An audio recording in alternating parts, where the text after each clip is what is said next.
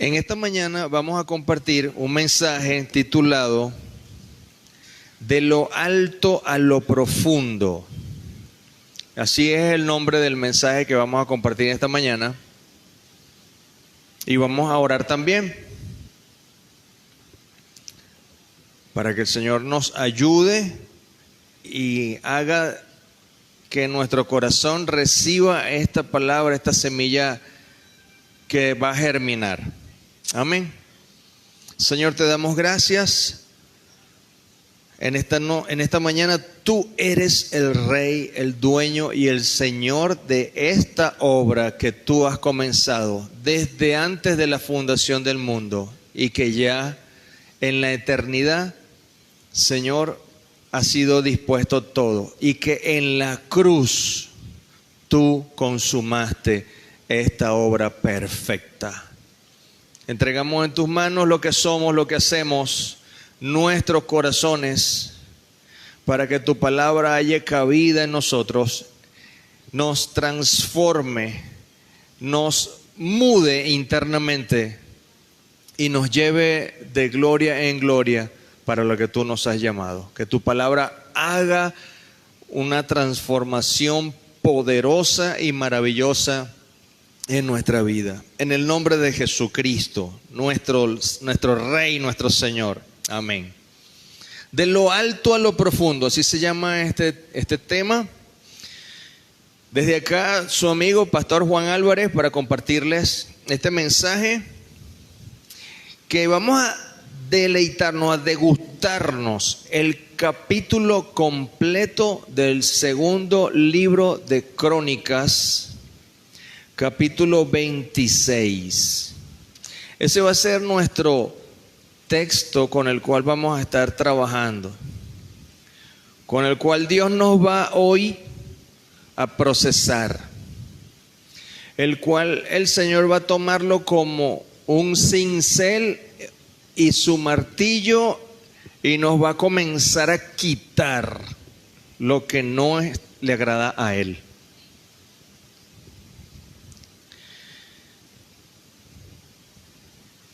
Esta es la historia de un rey llamado Uzías.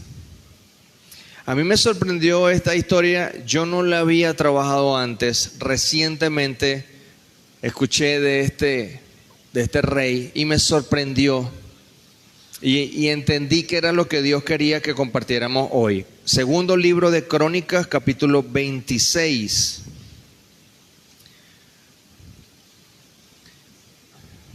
Quiero iniciar diciendo que, aunque vamos a leer la historia y a repasar y aprender sobre la historia de un rey, yo deseo, hermano, que usted se vea también como un rey y como una reina. Porque en Apocalipsis,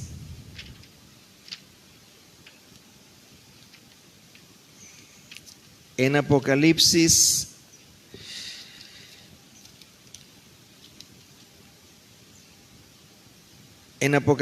1:6, en la versión textual, que es la que tengo acá, dice: y nos hizo un reino sacerdotal para Dios y Padre. En la Reina Valera del 60 dice: y nos ha hecho reyes y sacerdotes para Dios. Eso es lo que Él ha hecho contigo y conmigo. Reyes y sacerdotes.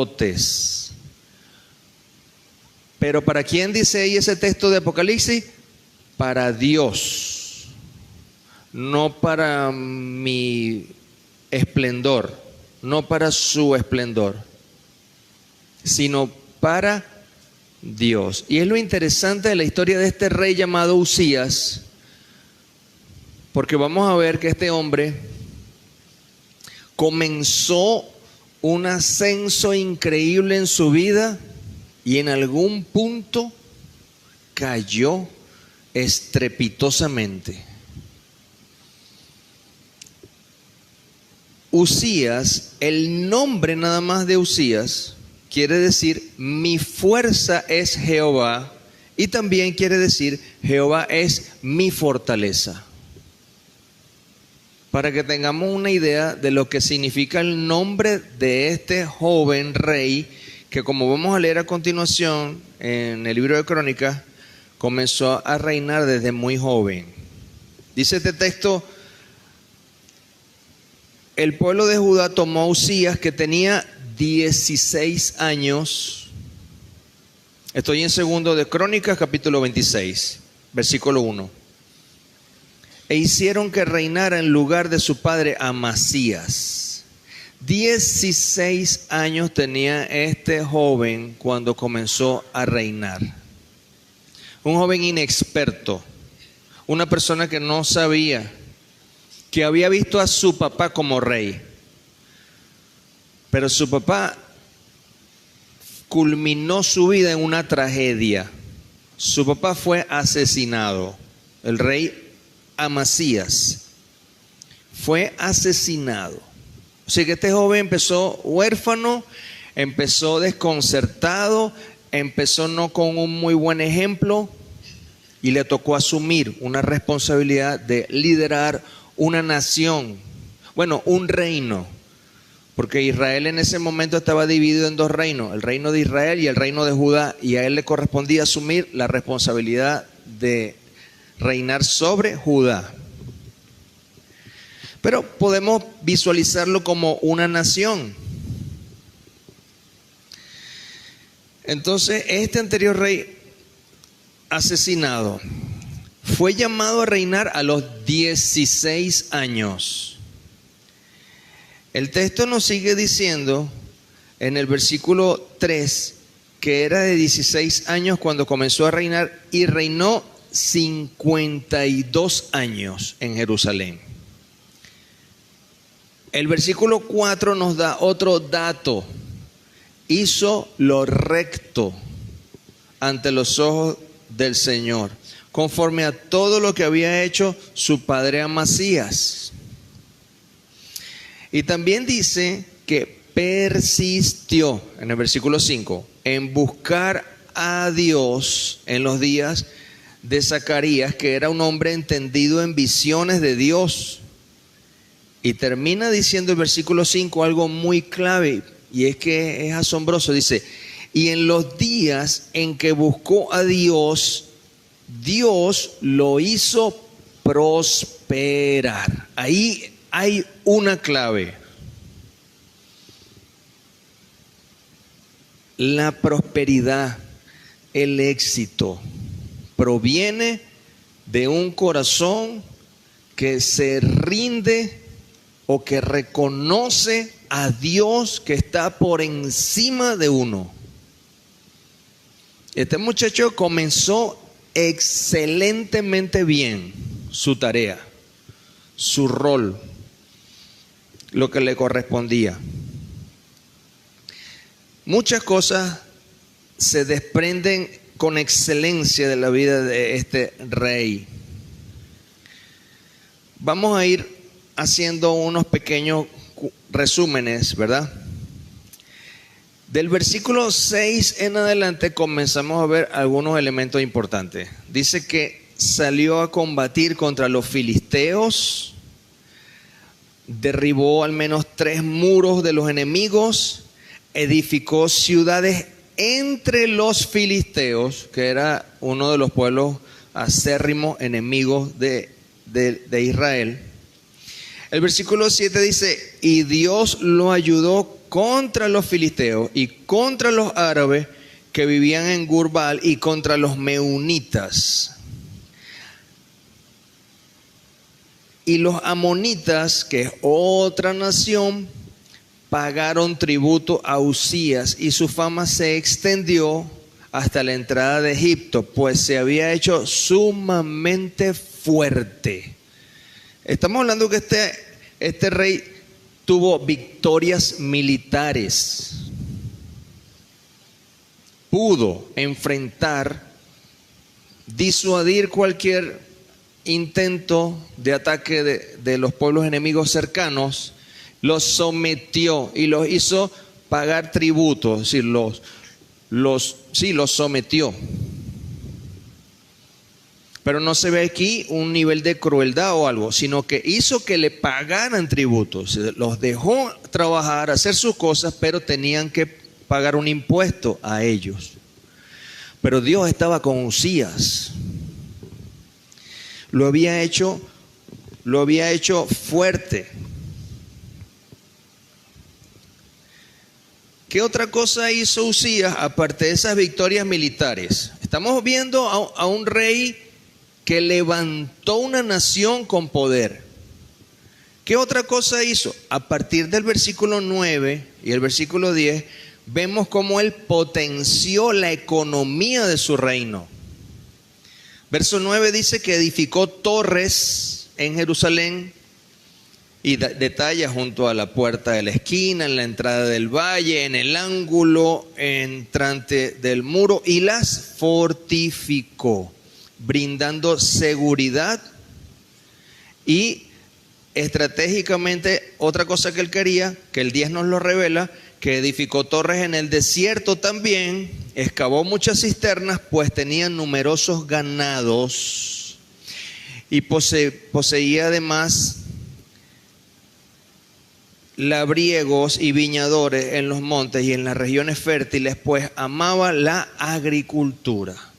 La actividad agrícola en Israel era la fuente de la economía de la nación, y este hombre entendió e invirtió todos los recursos que necesitaba para potenciar esa área.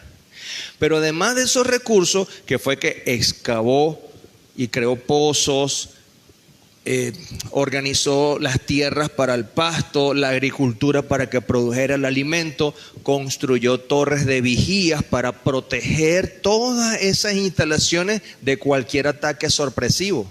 Sí, el hombre estaba planificado, organizado. Primero tuvo esa fortaleza militar, luego se enfocó en desarrollar la economía de su nación, de su país, y Dios estaba con él prosperándolo. De versículos del 11 al 15 vemos otro elemento, que él potenció la seguridad de su nación. Hizo algo que no se lee que otros reyes hayan hecho, de Israel al menos. Tuvo un ejército de guerreros, dice el 11. Salían a la guerra por escuadrones organizados. Según el recuento que hacía el escriba Jehiel y Masías, tenía el número total de jefes, versículo 12, eran 2,600 personas que lideraban a un grupo que abajo en el 13 nos dice que eran de 307,500 poderosos guerreros para ayudar al rey contra el enemigo. Tenía personal que trabajaba con él, organizados, entrenados, con disciplina. Este no era un rey borracho. Este era un rey enfocado en las necesidades de su nación. Pero también estaba atendiendo su llamado y reconociendo que Dios era el que lo había puesto ahí para hacer el bien y servir. ¿Qué más hizo este hombre? Lo que les decía, que desarrolló. En el 14 dice que desarrolló escudos, lanzas, yelmos, corazas, arcos, así como ondas para tirar piedras. También el 15 nos dice que hizo en Jerusalén artefactos inventados por hombres ingeniosos para lanzar flechas y grandes piedras, y fueron emplazados sobre las torres, sobre las esquinas, y su fama se extendió lejos, porque fue ayudado maravillosamente, dice esta versión. Aquí estamos viendo un hombre con visión. No fue a despojar a sus compatriotas, por así decirlo, los aldeanos. No les fue a quitar tierra y a llenarse él y a llenar su palacio. Estamos repasando con cierto nivel de detalle algunas cosas que este hombre estaba desarrollando y potenciando a su nación. podríamos decir, era un buen líder.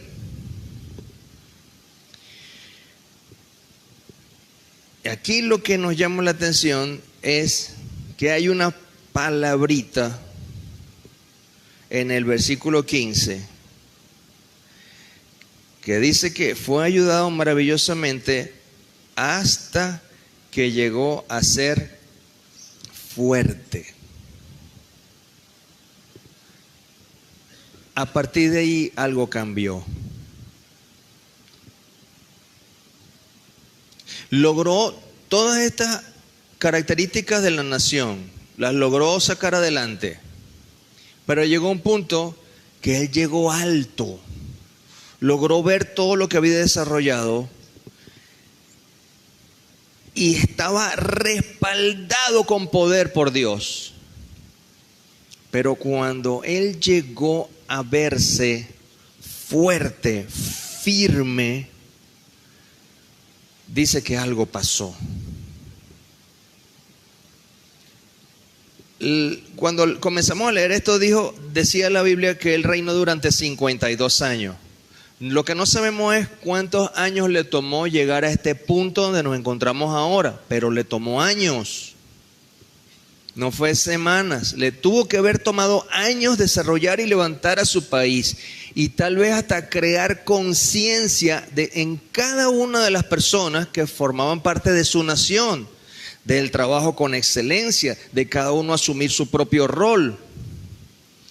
Se nota que esta sociedad no era improvisada, pero llegó un punto que este hombre dice, llegó a ser fuerte, lo máximo, poder.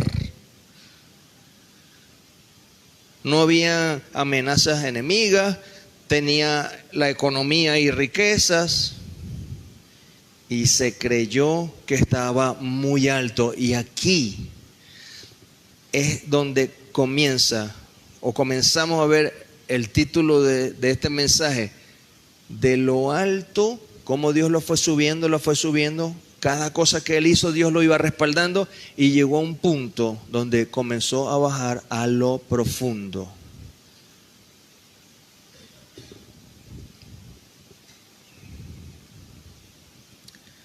No sabemos cuánto tiempo le tomó su caída, pero tal vez no fue mucho tiempo. ¿Y qué fue lo que ocurrió? Porque yo estoy hablando de una caída. Tal vez ustedes se han adelantado a leer algo. Yo todavía no lo he repasado, pero ¿qué fue lo que pasó? ¿Por qué decimos que cayó? Y, wow, era un hombre de Dios. ¿Qué fue lo que pasó? Leamos entonces los elementos que intervienen en su caída. Lo primero, antes de avanzar en la lectura de Segundo de Crónicas, lo primero que vamos a mirar o a repasar es que este hombre, este joven, no cortó con la idolatría que había en Israel y que venía de generaciones y generaciones, pues los reyes antes de él, incluyendo su propio padre, no cortó con eso. ¿Y de qué se trata? No pierdan Crónicas, pero vamos a ir a Segundo libro de Reyes. Y voy a buscar el capítulo 15 y el versículo 4. Si tiene Biblia y tiene la destreza, vaya allá. Si no la tiene, pues manténgase atento escuchando. ¿Qué fue lo que no hizo? Que fue uno de los elementos que promovió el inicio de su caída. El versículo 4 de Segundo de Reyes, del capítulo 15, dice: solo que no se abandonaron los lugares altos, pues el pueblo todavía sacrificaba y quemaba inciensos en lugares altos. Esto no era adoración a Dios. La Biblia, la versión Palabra de Dios para Todos dice: pero no destruyó los santuarios sobre las colinas. La gente seguía sacrificando animales y quemando incienso en aquellos lugares de adoración.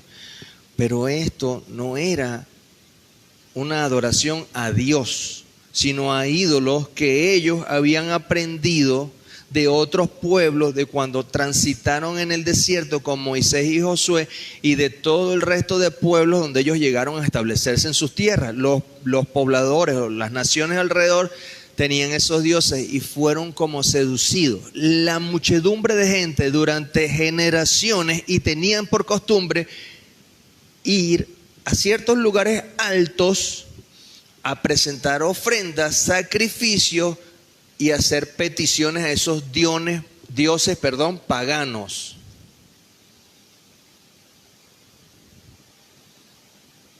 Y si usted hace una comparación, aquí en Venezuela también hay ciertos montes o montañas donde la gente va a presentar solicitudes y hacer trabajos de brujería y hacer peticiones y hacer sacrificios y cuanta cantidad de cosas locas y de las tinieblas hacen, y que el Señor reprenda al enemigo.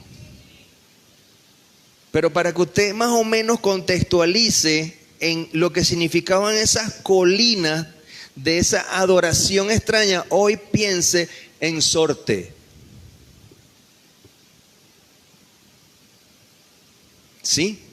Para que usted logre decir, era así. Sí, era así. Y este rey que fue levantado por la mano de Dios no cortó con esa idolatría dentro de la nación que Dios le dio a él.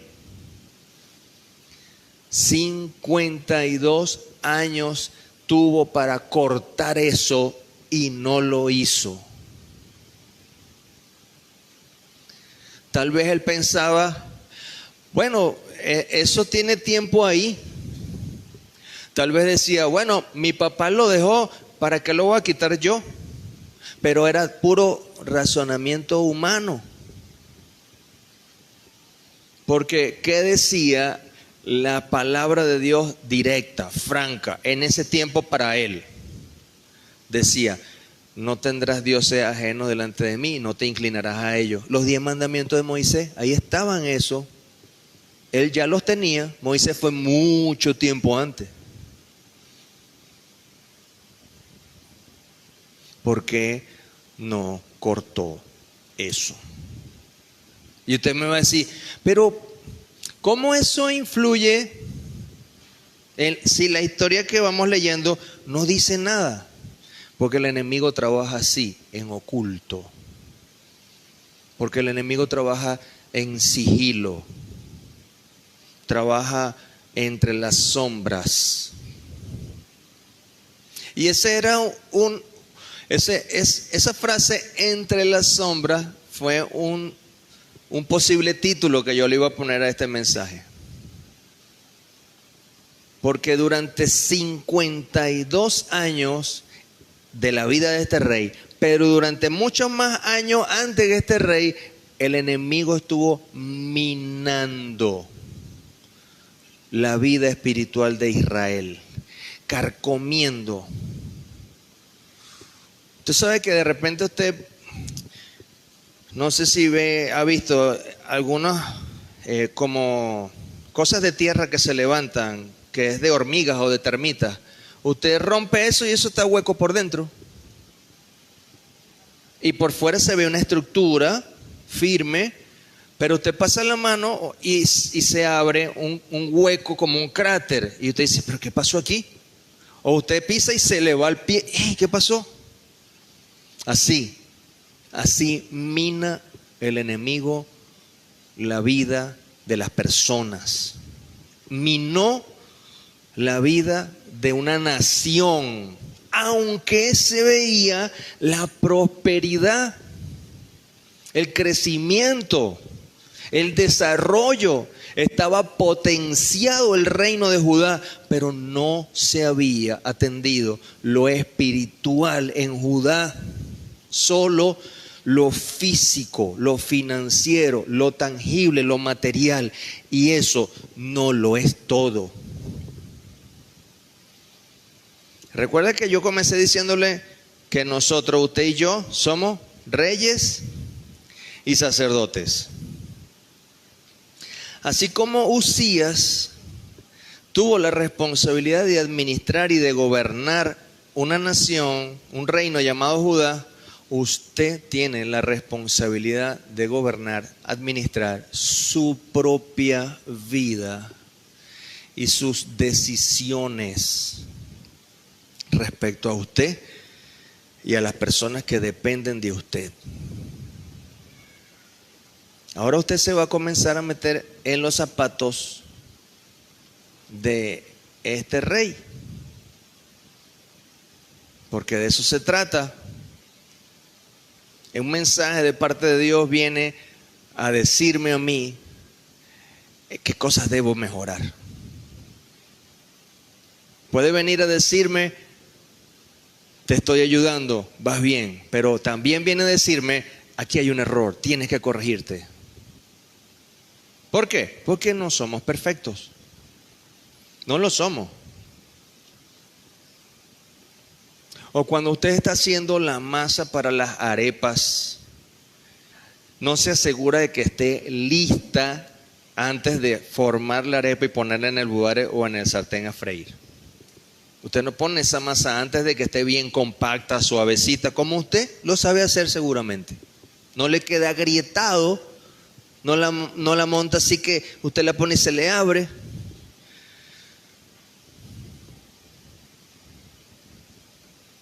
Sí, algunos están diciendo que lo hacen bien. Habemos otros que se nos abre la empanada en medio de la fritura y se nos sale el relleno. Pero lo intentamos. El punto que estamos repasando es, este rey no atendió durante 52 años el mandamiento de la palabra de Dios, que él tenía que ser riguroso. Como responsable de una nación tenía que atender qué está ocurriendo en lo espiritual con la nación, que él es el líder. Tú y yo tenemos que atender, mirar y ver qué cosa no está bien dentro de nosotros, porque somos cada uno responsables ante Dios de lo que ocurra en este reino que soy yo, por así decirlo, por traerme esa analogía. ¿Qué pienso, qué como, dónde voy, cuándo voy? ¿Qué? Si no oro, si sí oro, si leo la Biblia, si no lo hago, si ando distraído, si ando... Soy yo responsable. Si tengo un mal hábito, si no me estoy dando cuenta de que el enemigo está minando mi hogar, no puedo sencillamente hacerme el loco y de hacer la vista gorda y pensar no está pasando nada. Porque eso fue lo que hizo Uzías y eso lo llevó a desconectarse de Dios, a dejar de depender de Dios porque ya era fuerte. Que es el punto donde estamos. No hemos pasado al otro versículo. Porque estamos en 2 de Crónicas 26, pero no hemos comenzado a leer el versículo 16. Ahí estamos a punto de comenzar. Estamos pensando, desarrollo, y uno se justifica, porque tengo que mantener a mi familia. Sí, pero Dios es el proveedor. Y aunque usted y yo estemos reflexionando en medio de este mensaje, oye, yo he hecho esto, yo he fallado aquí, es útil para decirnos, ahí dentro de nosotros, no voy a continuar aquí, debo reforzar esto. No podemos dejar que nuestros hijos crezcan tan solo con que nosotros estemos ahí al lado. Y no ser el oído de ellos, no ser la orientación que les lleve a pensar qué es lo correcto, no ser los agentes que motivemos sus decisiones saludables. No podemos ser como esposos indolentes ante nuestra esposa que necesita un abrazo y que la escuche y que necesita llorar, porque necesita llorar por algo Y usted esté ahí para abrazarle y va a decir, usted es mingona otra vez, deje quieto que tengo cosas que hacer. Parece como sencillo, parece como cotidiano, pero es mi responsabilidad como esposo. No puedo hacer con mi familia lo que Usías hizo, desentenderse de lo importante, de lo que es la palabra de Dios. Le dijo a él que tenía que hacer y no lo tomó en cuenta. No podemos desentendernos de lo que la palabra me dice a mí. Y sí, usted puede decir, yo no me sé toda la palabra, pero sí estamos llamados a sumergirnos cada día, a tener comunión con esta palabra para aprender qué es lo que Dios tiene para nosotros cada día.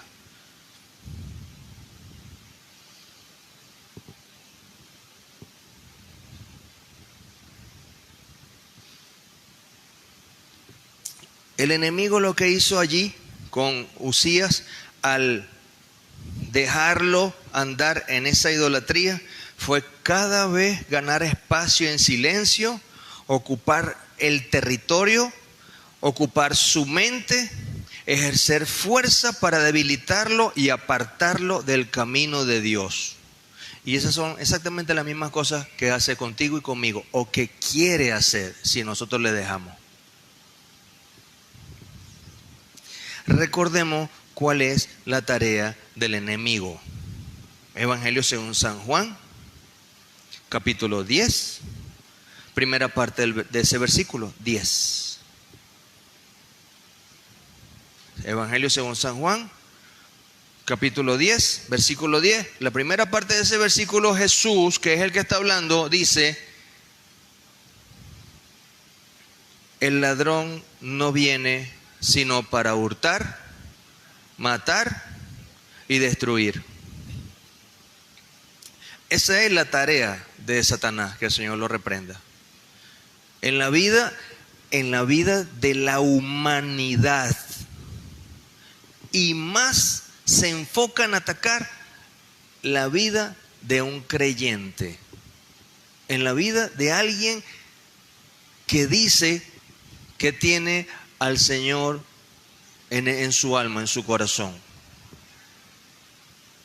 Se esfuerza por sacarlo del camino. A Jesús no le dijo, si tú eres hijo de Dios, convierte estas piedras en pan. No se lo dijo al mismo Jesús.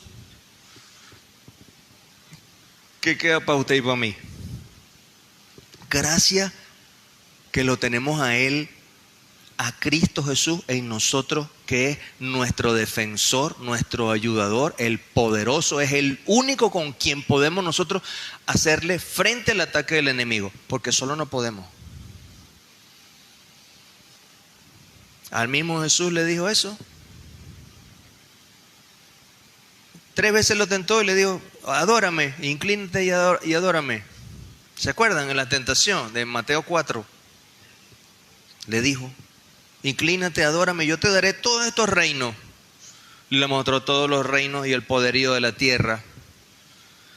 Yo me imagino que Jesús vio todos los reinos desde el Imperio Romano, que estaba en ese momento vigente, y todo el poderío militar de todas las latitudes y las naciones, y de todos los locos que han salido queriendo invadir otros países, y todo y lo que nosotros conocemos y el futuro que no conocemos, también eso se lo mostró.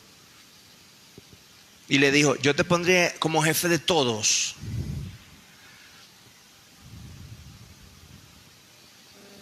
Y como ustedes saben, Jesús no se inclinó, sino que ¿qué le respondió Jesús en las 3 oportunidades? Le respondió con la Biblia. ¿Qué le dijo? Escrito está, al Señor tu Dios solo adorarás y a Él servirás. Y en la otra tentación del alimento le dijo, no solo de pan vivir al hombre, sino de toda palabra que sale de la boca de Dios. Y cuando lo llevó a la parte más alta del templo, le dijo, lánzate. Pues como tú eres hijo de Dios, Dios va a mandar a sus ángeles para que se sostengan en la caída. No lo dice la Biblia, pero uno infiere. Y cuando todo el pueblo de Israel te vea flotando en el aire, sostenido por los ángeles, ahí van a ver que tú realmente eres el Mesías y van a creer en ti. Ese es el cuento.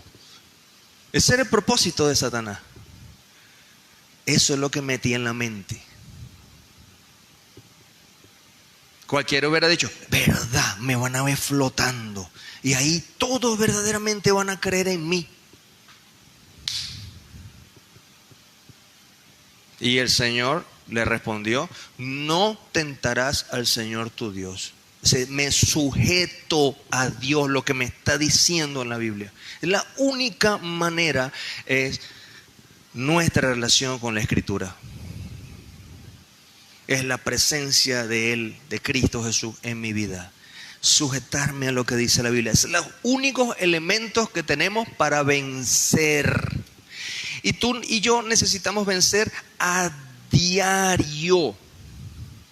No piense que porque hemos vencido hoy, que estamos aquí, al llegar a la casa no te vas a encontrar con una circunstancia desfavorable. Que Dios nos guarde, que no pase, pero ¿y si pasa? ¿Cómo reacciono?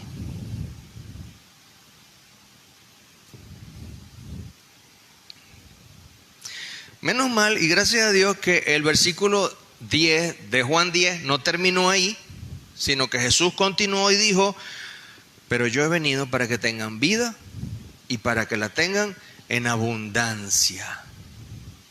Una promesa de presencia, de poder, de compañía, de gracia. Entonces, el rey Usías, él tomó la opción de no sacar a las tinieblas de su casa, de no sacar a las tinieblas de su mente, de no sacar a las tinieblas de su corazón, al no sacarlas de su país. Tú y yo tenemos que sacar a las tinieblas de alrededor de donde se quieran estacionar de nuestra vida, de nuestra familia, de nuestra casa, de nuestros bienes, de nuestras finanzas, de nuestros trabajos, de nuestra comunión, de nuestra diario andar.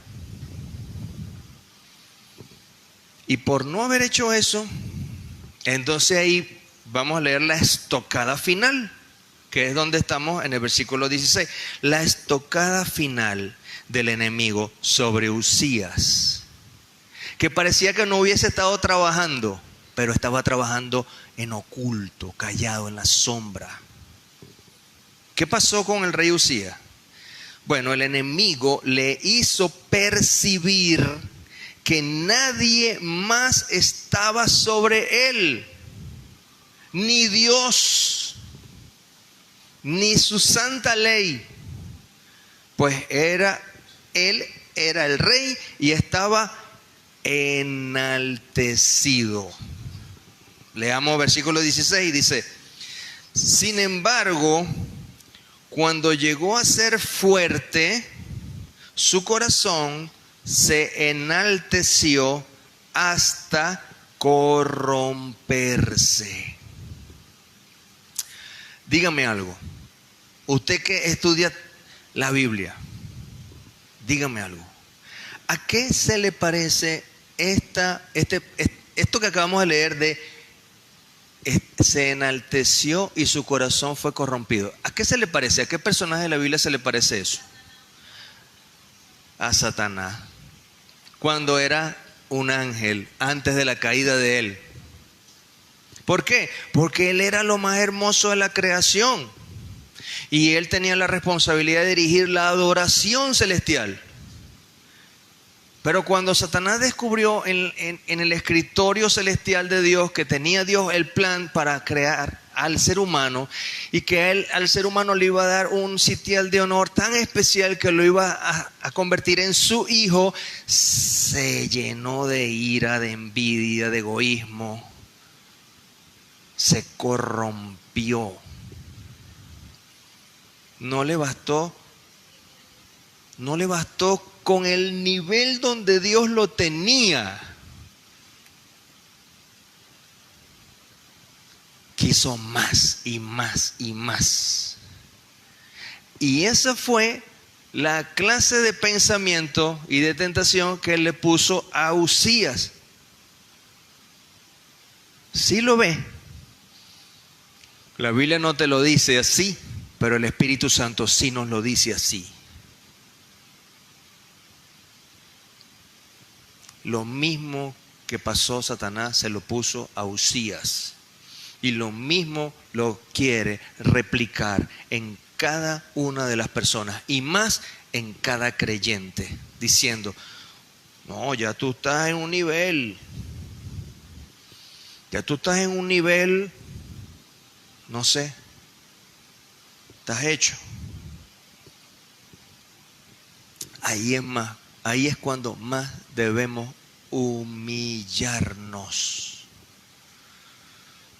para no caer en el mismo lazo en que cayó Satanás, de enaltecerse, de corromperse. Porque tú y yo, delante del Señor, nada somos. Realmente somos polvo de la tierra. Pero todavía no nos ha tocado el momento de volver a la tierra. Pero somos polvo. Y la Biblia dice que Dios se acuerda de que somos polvo, se acuerda de nuestra condición. Gracias a su amor y a su misericordia, que usted y yo abrimos nuestro corazón a Jesucristo, entonces fuimos transformados en hijos y en hijas de Dios. Y cambia nuestra condición. Pero físicamente usted y yo somos polvo. Lo que pasa es que todavía estamos juntos, el polvo está junto y tiene vida, está circulando. Que no se nos olvide, para que no nos enaltezcamos.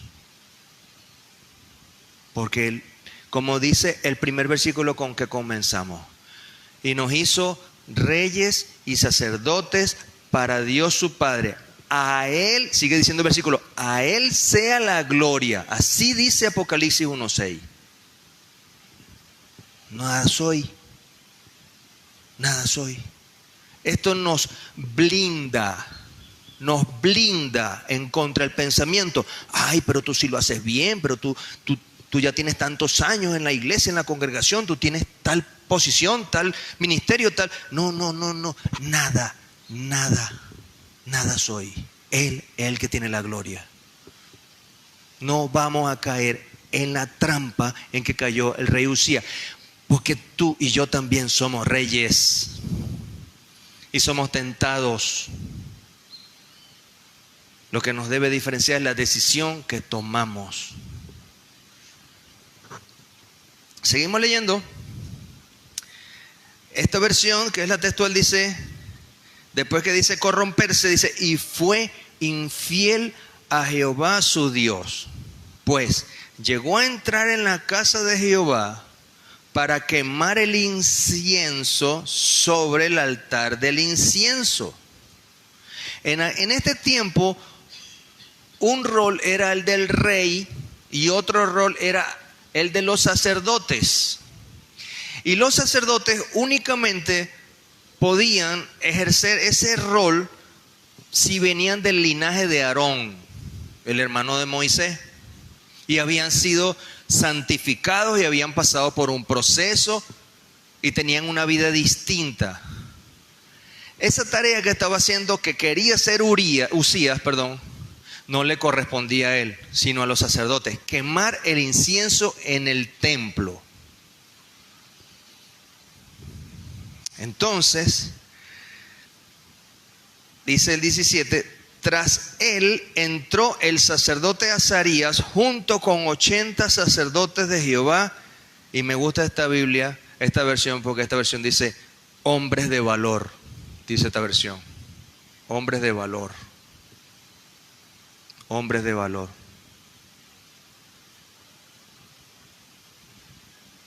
Sacerdotes valientes que no temieron entrar donde estaba el rey y decirle: no te corresponde, rey, esta acción no es tu rol, es nuestro rol. En ese tiempo, un rey podía tomar a su guardia personal y mandar a ejecutarlos a todos los sacerdotes que se le opusieran. Y esos sacerdotes tuvieron valor para defender la verdad de la ley que ellos tenían, que era la de Dios. Y es como tú y yo debemos pararnos, plantarnos para defender la verdad de la palabra de Dios, primeramente ante mi carne que me quiere llevar a hacer lo que a Dios no le agrada. Tú eres rey y sacerdote. Esa área de sacerdote que está en ti, que te la dio Cristo, tiene que tener más poder frente a tu propia carne que te quiere llevar a hacer lo contrario a Dios. ¿Me comprende, hermano? Y no me diga que no es que no me comprende, sino que no está esa debilidad en la carne, porque todos tenemos la debilidad de la carne. Todos. El único sin pecado fue nuestro Señor Jesucristo. Todos fallamos, pero todos tenemos la oportunidad de tener la lucha del Espíritu contra la carne. Y yo soy sacerdote del Espíritu Santo que vive en mí. Tengo que luchar y no hacer como Usías, que dijo: esto lo puedo hacer yo, no importa, yo soy el rey, ¿quién me va a obligar? Usted puede decir: bueno, me voy a ir a una esquina a ver qué hago, qué me tomo, con quién bailo, con quién me desaparezco. Al final nadie me ve y llego a la casa normal. Pelea, lucha, seamos íntegros. Dios nos ha puesto también en lo alto, y más porque somos hijos e hijas del Rey de Reyes y Señor de Señores. Estamos sentados en los lugares celestiales con Cristo. Estamos en lo alto. No caigamos a lo profundo. ¿Cómo se llama este mensaje? Entonces, seguimos leyendo. Versículo 18. Se plantaron ante el rey Usías, como ya les compartí. Oh Usías, no te corresponde a ti quemar incienso al Señor, sino a los sacerdotes, hijos de Aarón, que están santificados para quemar incienso. Sal del santuario, pues has sido infiel. Esto no te será por honra de parte del Señor.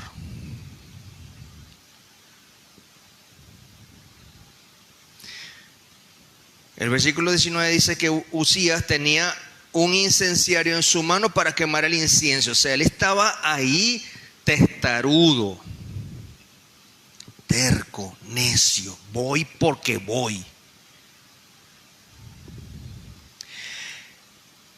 Esta versión que tengo, la textual, dice: y se irritó.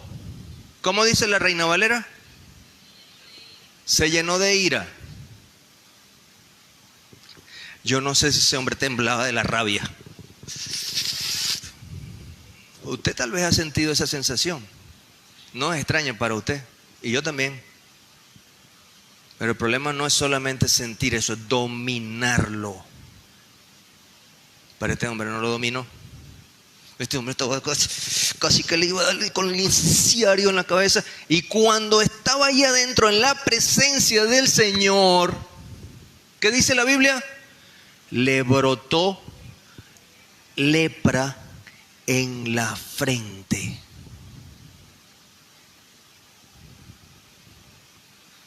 Mira qué cosa sobrenatural. Justamente en ese instante, en ese lugar, frente a esos sacerdotes, cargado de ira, iracundo, y que le brotara lepra, no hay otra conclusión. Dice la Biblia que es Dios que lo hirió. Un rey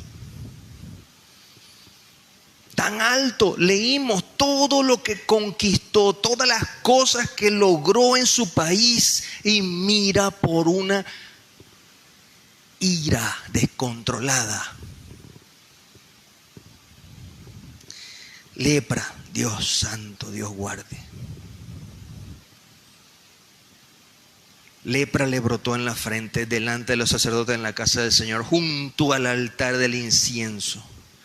Y cuando el sumo sacerdote Azarías Y todos los sacerdotes se volvieron hacia él. He aquí tenía leprosa la frente. Entonces lo hicieron salir de prisa de allí. Y él mismo se dio prisa en salir porque el Señor lo había herido.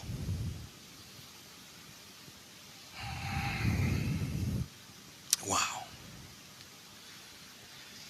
Increíble. Repasemos.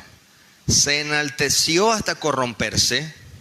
Usurpó el lugar del sacerdocio establecido por Dios. Se llenó de ira y soberbia.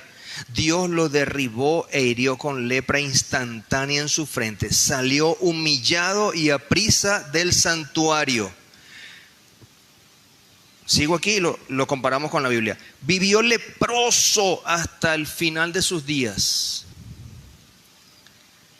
Vivió sin la majestad de su reino, lejos del palacio, solitario, conforme a la ley de Dios respecto a los leprosos, inmundo de la piel. Ese resumen aquí nos lo dice.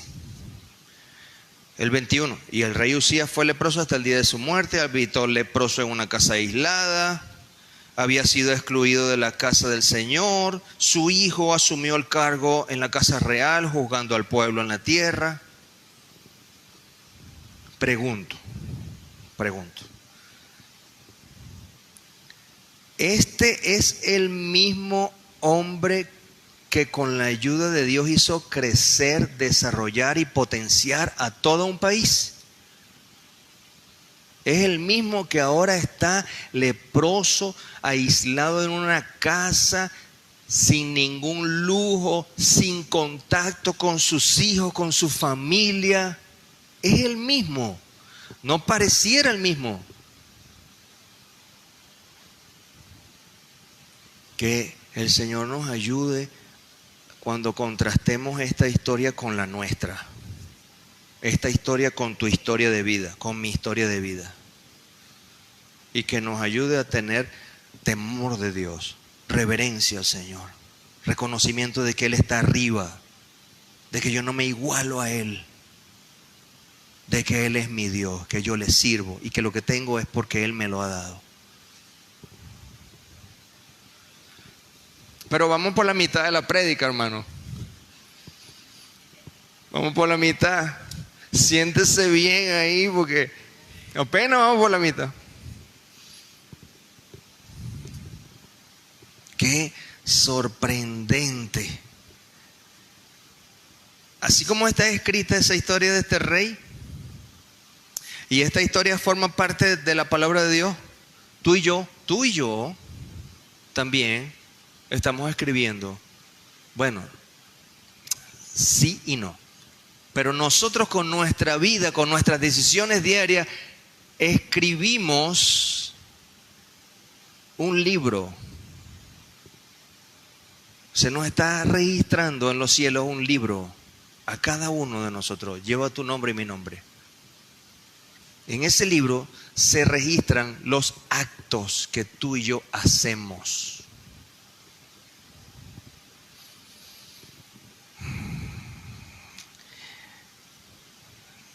Apocalipsis 20:12. Vamos allá. Apocalipsis 20:12. Apocalipsis 20:12 dice: y vi a los muertos, grandes y pequeños, de pie ante Dios, y los libros fueron abiertos. Los libros en plural, ¿verdad? Y después dice: y otro libro fue abierto, el cual es el libro de la vida. Ese es un libro distinto del resto de los demás libros. ¿Ok? Entonces dice: y fueron juzgados los muertos por las cosas que estaban escritas en los libros según sus obras. Ahí está. Pero no es que alguien te los está anotando, tú lo estás, conforme a tu conducta te están registrando lo que estamos haciendo. ¿Qué quieres que se anote en ese libro de ti? Porque en este texto, en este libro, no se nos está ocultando nada de Usías, nada. Es más, lo que no está explícitamente aquí, el Espíritu Santo nos lo ha mostrado, nos ha iluminado para comprender contextos que no están aquí explícitos.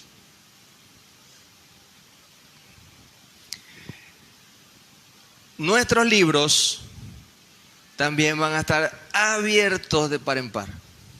¿Qué quieres que se lea de ti? Lo que pasa es que no nos damos cuenta de la realidad del asunto, porque como vivimos aquí, no, ¿verdad? Pero allá sí va a ser real. Y para los que no hayan entregado su vida al Señor, va a ser la pena, la vergüenza más grande. Pero tú y yo hemos sido cubiertos nuestra vergüenza con el manto de justicia de Jesús. Sin embargo, como a los apóstoles, muy probablemente nuestros pies se manchen a diario. Y tenemos que lavar nuestros pies, confesando nuestro pecado que cometemos en ese momento. Porque si no, vamos a llegar con esos pies sucísimos cuando allá se pase lista. Bueno, ¿cómo estamos administrando este reinado que nos ha sido dado? ¿Cómo va nuestra historia?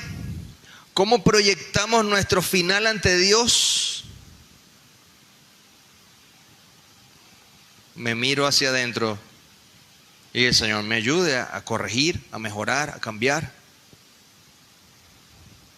La lepra simboliza el pecado en ese hombre.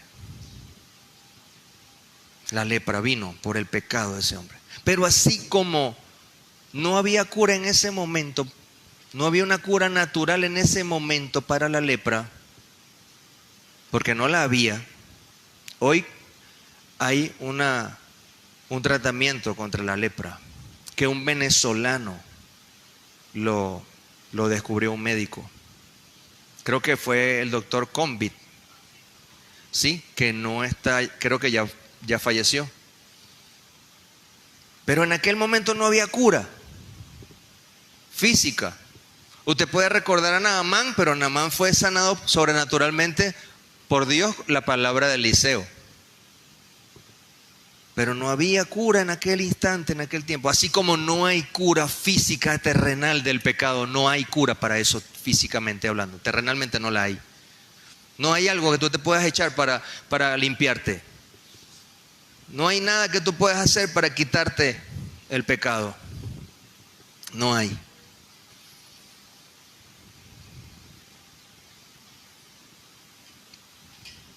La lepra. Increíble. Otro dato interesante, que no hemos terminado este texto, ¿verdad? Y es lo siguiente. Se nos muestra también cómo este rey en su muerte no fue enterrado en un panteón como un rey específico construido para él. No fue así. Un panteón con honores. No fue enterrado así para destacar. Y todo lo que hizo. Dice la Biblia acá, en el versículo 21, que habitó, perdón, el versículo 22, el versículo 23 dice, durmió Uzías con sus padres, pero, ese pero es interesante, porque dice, pero lo sepultaron pero lo sepultaron con sus padres en el campo de los sepulcros reales, como donde ponían los reyes algunos súbditos importantes. Miren la diferencia. Tal vez no lo logre visualizar, pero en el tiempo de los reyes, así como las pirámides de Egipto son las tumbas de los faraones, ¿verdad? Era una cosa majestuosa. Así en Israel también había mausoleos y panteones especiales para los reyes. y únicos, exclusivos, donde colocaban a una sola persona por su característica de realeza. Pero aquí lo enterraron así como en el lado donde los reyes metían a gente. Ay, este hombre me sirvió durante mucho tiempo, vamos a enterrarlo allá. Oficiales de repente. ¿Ves? Y de paso, dice, porque dijeron, es leproso. Es leproso. O sea, fue apartado, no fue enterrado como un rey, no recibió honores como un rey, lo enterraron aparte. Llama la atención porque, mira, todo lo que está escrito en la Biblia tiene un simbolismo, un significado y un principio de vida. No está escrito al azar. Lo pusieron aparte. Eso me hizo recordar. Bueno, un dato curioso. En el año 1931, el doctor Sukenick encontró una tablilla de piedra en el Museo Arqueológico Ruso del Monte de los Olivos con la siguiente inscripción en arameo: aquí se trajeron los huesos de Usías, rey de Judá, no abrir.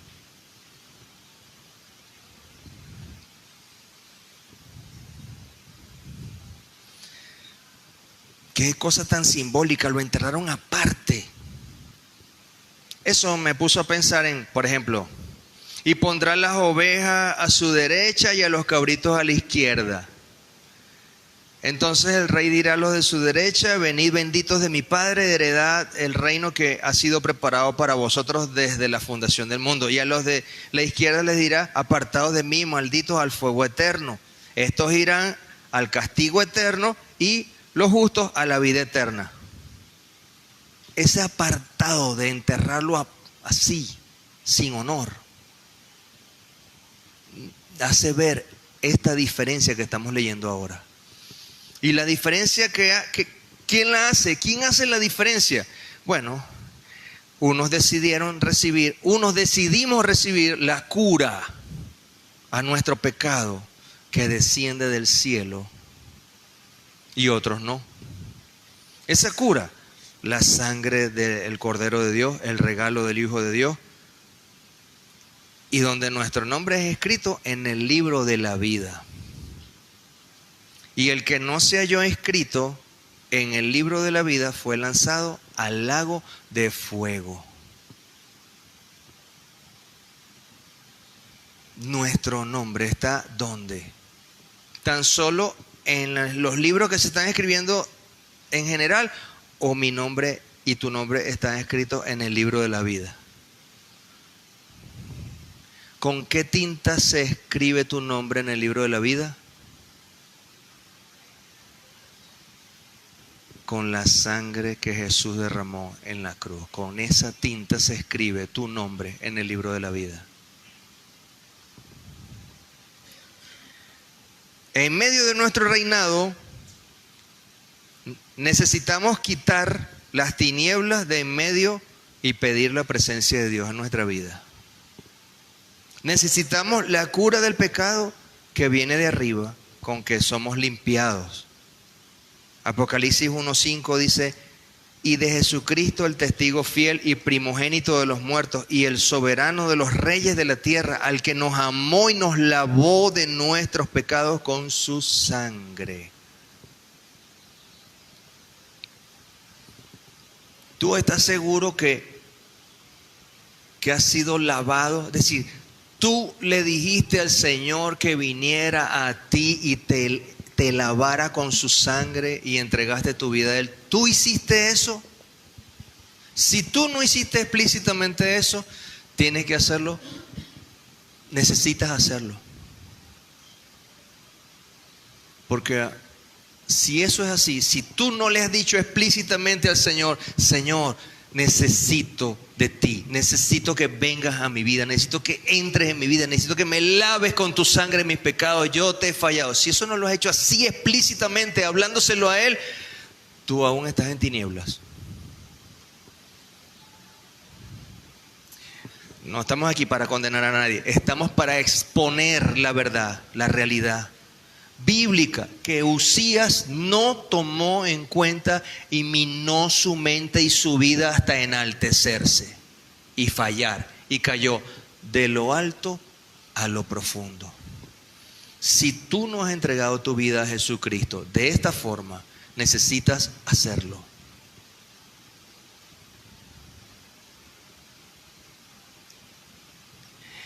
Y una oportunidad tienes hoy, ahora, para hacerlo.